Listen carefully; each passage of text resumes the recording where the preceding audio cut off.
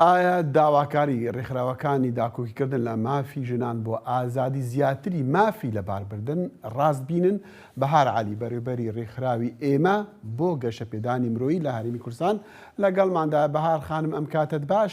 یعنی ئەم خانمانە داوای ئەوە دەکەن کە ئازادیەکی تەواویان هەبێ و مافی تەواویان هەبێ بڕیار بدەن لەسەر جەستەی خۆیان کە ئەگەر مناڵیان دووجان بوون مناڵەکانیان لەبار بەرن. ئەم داواکاریە ڕاستبینە ئێستا لە هەرێمی کوردستان؟ زۆر سپاس بۆ ئەم دەرفەتە. بێگومان ئەگەر بڵم ڕەنگە زۆر دواکەوتوین لە گفتوگۆکردن لەسەر ئەم مەسەلەیە، بەڵام هەر کاتێک دەست پێ بکەین باشترە لەوەی دەست پێ نەکەین. بەڵێ لەبەرەوەی لە کوردستانە ژمارەیەکی زۆری ژنان مناڵەکانیان لەو تەمەنەی کە هەم یاسا ڕێگەی پیاوە، یاسای تەندروستی، هەمیش شەرعیش ڕێگەی پیاوە، لەو تەمەنەیە مناڵەکانیان لەبارە بن، چونکە وەکو لە راپۆرتەکەش پیشاندانە خەڵکێکی زۆر هەیە بارودۆخی ئابووری لەو توانایانیە کە منداڵێکی تری ببێت لەو ژمارەیە کە خۆی بیستێتی ببێ. دوو ڕنگ زەمن گۆڕاوە، وەکو ئەو زەمەنە نییە کە یاساکەی لێ دەرچووە، زەمن گۆڕاوە، ژنیش ئیشەکات، پیاو ئیشەکە، پێداویستی خێزان، داخوازیەکانی مناڵ، پەروەردەی مناڵ زۆر زەحمەت بووە لە ڕووی ئەوەی کاتێکی زۆری ئەوێ بۆ تەرخانکەی خێزان دایک و باوک لە ڕووی مادیشەوە پارەیەکی زۆرتری ئەوێت، چونکە ئەوەن جارانیان و با مناڵ لە دایک بێ خوا گەورەیە، مناڵ لە کۆڵان یاریە کرد و ئەهات نانێ خوارد و ڕۆشتەوە کۆڵان و یاریە کرد گەورە بوو. ئێستا پێداویستیەکان زۆر بووە، ئەرکی خێزان زۆر بووە، بۆیە زۆر جاڕوو ئەیە کە مناڵێک دروستە بێت لە دەرەوەی خواستی ژن و مێردەکە، لە دەرەوەی بڕیاریان. بۆیە لەو کاتەیە مناڵەکانیان لەبارە بن. بۆیە لە ڕاستیە مناڵ لەباربردن هەیە. یعنی دکتۆر ئێمە حتا وەکو ڕێکخراوی ئێمەش لە پێش 2 ساڵ ئەدڤۆکسیەکمان لەو بوارە کرد، لەگەڵ کۆمەڵێک لە دکتۆری ژنان قسەمان کرد. ئەوان وتیان ئێمە ژنەکان کێنە لامان تووشی سایت ئەفێکتە بن، دوایەوەی کە مناڵیان لەبار بردە تووشی هەندێک نەخۆشی لاوە کێبن، ئێمە ئەزانین ئەوە لە نەتیجەی لەباربردنە. کەواتە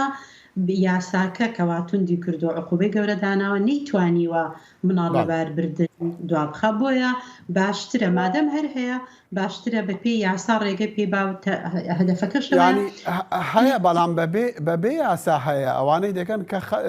یعنی مەترسی لەسەر ژیانی خانمان هەیە لەو حاڵەتە، ینی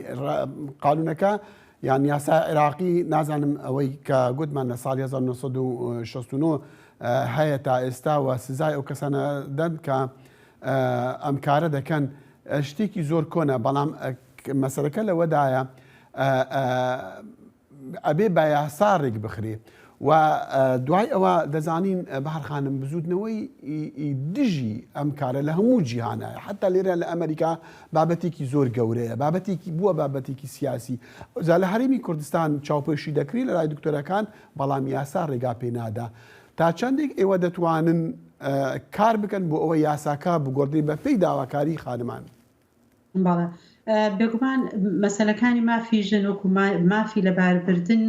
یەکێکە لە مافەکانی ژنان، چونکە هەروەکو لە راپۆرتەکەش باسییان کرد ژن خاوەنی جەستەی خۆیەتی ئەزانێ چ کاتێک ئەتوانێت مناڵی ببێت، کاتێک ناتوانێت بیبێ. هەموو ئەوانە ئەبێ ژن خاوەنی بڕیاروێ، کەسێکی تر یان سیستمێکی تر لەسەروی ئەوە نەبێ. ئەمێنێتەوە مەسەلەیەکی تێکۆشانە، مەسەلەیەکی بەردەوامبوونی قسەکردن و ئەدڤۆکەسیکردنە بۆ ئەوەی قەنەعەت دروست کرێ. ڕەنگە بە پێی بە چەند هەنگاوێک بێ، مەرجنیە یەکسەر بە هەنگاوێک بکرێ. بۆیە داخوازیکردن لەم کاتەیە یاساکە بگۆڕێت، لە ڕووی یاساییەوە بە جەریمە دادەنرێ. ئەمە هەوڵێکە، بەڵام وەکوتم ئەمێنێتەوە مەسەلەی ئەدڤۆکەسیکردن و تێکۆشانی ژنانە لە پێناو هێنانەدی ئەو مافەیە. یەک ڕاستی هەیە، بەڕاستی زۆر ژنگیانیان لە دەست ئەیەن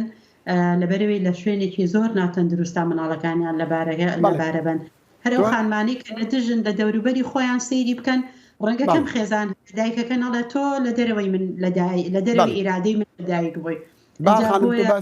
تو باسی لایەنە زانستیەکەی دەکەی لایەنی مافی مرۆڤ کە ئێوە بڕواتان پێ هەیە، بەڵام ئەو کووە ئاماژەشت بە راپۆرتەکەی خۆمانت کرد کە لە دۆکەوە ڕێکخراوەکانی ژنان کۆبوونەوە، بەڵام یەک لایە نەبوو. یعنی دەمانویست لایەنی تر خۆمان دەزانین، لایەنی بەتایبەتی بۆ چۆنی ئاینی دژی ئەوەیە کە خانم بە حەزی خۆی مناڵە بەربەر یعنی حەزمان دەکرد ئەوە بڵێن کە ئەمە حکوومەت بۆ نمونە وەڵامێکی دەبێت بۆ ئەم داواکاریانە جێ لەو داواکاریان دەگریان تەنها دێنێتن بۆ کۆمەڵگا و بۆ یاسا کۆنەکان دەگەر دوو لایەن لە یەک جیا بکەینەوە لایەنی ئیسلامیەکانیان لایەنە دینیەکان هەموو کاتێک بەڕاستی لە دژی هەموو داخوازیەک بوون کاتێکە داکۆکیکارانی مافی ژنان پێشکەشیان کردو بە ئاسانی هیچ لەو مەسەلانە تێنەپەڕیوەکە ئێمە داوامان کردو ڕەنگە ئێستاش بووەتە یاسا تەنانەت لە کاتی یاسای بەرەنگاربوونەوەی تونوتیژی هەرشێکی بەم جۆرە خراپتریش کرایە سەرمان بەڵام یاساکە تێپەڕی ئەوە بەرەی دژن بەڵام ئەکرێ بەردەوام لە گفتوگۆیە بین و بەردەوام بین مەسەلەی حکومەت زۆر لە لای ئێمە مهمە مەسەلەی پەرلەمان لە لای ئێمە مهمە ئەو دوو لایەنە حکومەت بە نەتیجە ئێمە بە ئەزمموی 30 ساڵی ئیشکردن ئەڵێن ڕێکخراوەکانی ژنان لەسەر یان ڕێکخراوەکانی مافی مرۆڤ لەسەر هەر مەسەلەیەک سوور بوو بن تێکۆشانیان بۆ کردبێت داخوازیەکانیان بەردەوام بوو بێ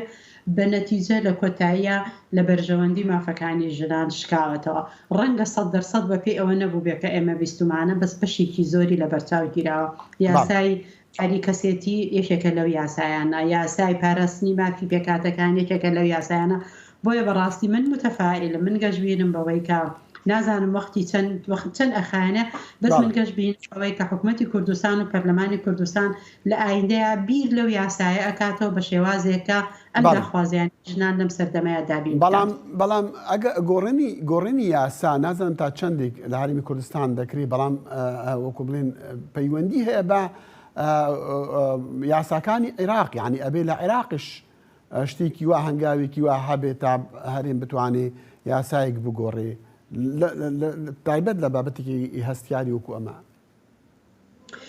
خۆی لە ڕاستیە لە دەستوری عێراق یەکێک لە مادەکانی دەستوری عێراقڵێ ئەگەر هات و یەکێک لە هەرێمەکان کە مەبەست لێ ئێستا هەرێمی کوردستانە بارودۆخێکی تایبەتی هەبوو پێویستی بە یاسایەک دەربکات بەڵام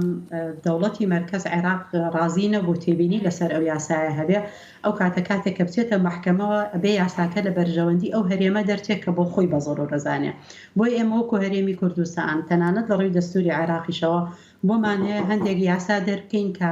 بەڕاستی ئێمە وەک هەرێمی کوردستان بە بارودۆخێکی مێژوویی یان تایبەتی تێ ئەپەڕێ پێویستی بەو یاسایە هەیە هەر وەک چۆن یاسای باری کەسێتی هەموار کراوە لە عێراق پێیان ناخۆش بوو هەر وەک یاسای عقوبات هەندێک لە فەقەرەی یاسای عقوبات کە کوشتن بە بیانی شەرەف لە کوردستانەوە کەر تاوانێکی تری بە عەمددان لێ لە عێراقوانە داخوازی کوردستان و پێداویستەکەی بۆ جۆرە بۆیە لە مەبدەئی دەستوریە کێشەیەکی گەورە نابێت لەگەڵ عێراقا بەڵام ئێمە بێگومانین لەوەی کە هەم دیسانەوە قسەی لەسەرەکرێتەوە پێیان وا بێت کە ئەمە پێچەوانەی دەستور و شریعەتی ئیسلامە بێت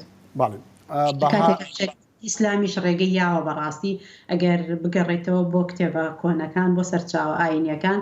باسی ئەگەر زروفێکی تایبەتی هەبێت لە تەمەنێکی دیاریکراوی چەند هەفتەی یەکەمی مناڵە ئەکرێت دروستبوونی جەنینە ئەکرێت لەبار ببرێت بەڵێ هەڵبەتەش لە یاساکەدا بیرمان چوو بڵین کە ئەگەر هات و دیار بوو کە ئەو مناڵە لە زگیداکیدا تەواو نییە ناتەندروستە مافی هەیە کە لە باربەری و ئەگەرش دیار بوو کە دکتۆر بڵێ کە خەتەر لەسەر دایک هەیە ئەویش ئەو حاڵەتش دیارە ئەبێ بەهار عەلی بەڕێوەبەری ڕێکخراوی ئێمە بۆ گەشەپێدانی مرۆیی لە هەرێمی کوردستان زۆر سوپاسی جەناب دەکەین سپاس بۆ ئێوە